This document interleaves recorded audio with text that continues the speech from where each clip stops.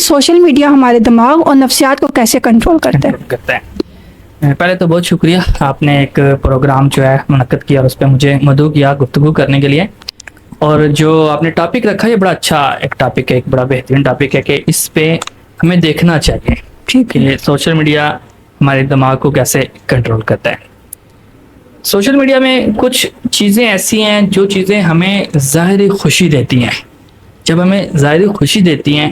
تو پھر ہم اس کی طرف مائل ہونا شروع ہو دیتے ہیں۔ پھر سوشل میڈیا کی کچھ چیزیں ایسی ہیں جو ہمیں اپنی طرف کھینچتی ہیں، اگر تو ہم اپنے اوپر قابو ڈال سکتے ہیں تو پھر تو ہم اس سے بچ سکتے ہیں یا اس کو ہم اپنے مقصد کے لیے استعمال کر سکتے ہیں۔ اگر ہم قابو نہیں ڈال سکتے تو پھر یہ سمجھ لیں کہ سوشل میڈیا ہمیں استعمال کر رہا ہے۔ یہ ایک ذہنی بیماری بن چکا ہے، لوگ اس کو بہت زیادہ ذہن پہ ہیوی کر رہے ہیں۔ بالکل، ذہنی بیماری سے مراد آپ اس کو ایسا لے لیں کہ جو ہمارا دماغ ہے نا، جو ہمارے بایو پڑھ رہے ہیں نا بچے، جو بایو پڑھ رہے ہیں ان کو پتا ہوگا کہ ایک کیمیکل ہے دماغ کے اندر سے جو نا اخراج ہوتا ہے یا اس میں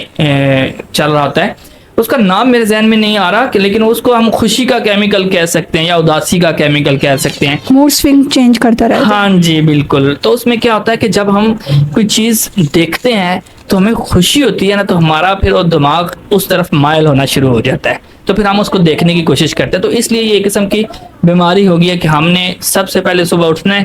سب سے پہلے موبائل دیکھنا ہے کہ کیا کیا نوٹیفیکیشن آئے ہوئے ہیں، کسی بھی کام سے بزی ہوں گے، فری ہوں گے جیسے ہی، پھر سب سے پہلے ہم موبائل دیکھیں گے کہ اس میں کیا کیا چل رہا ہے۔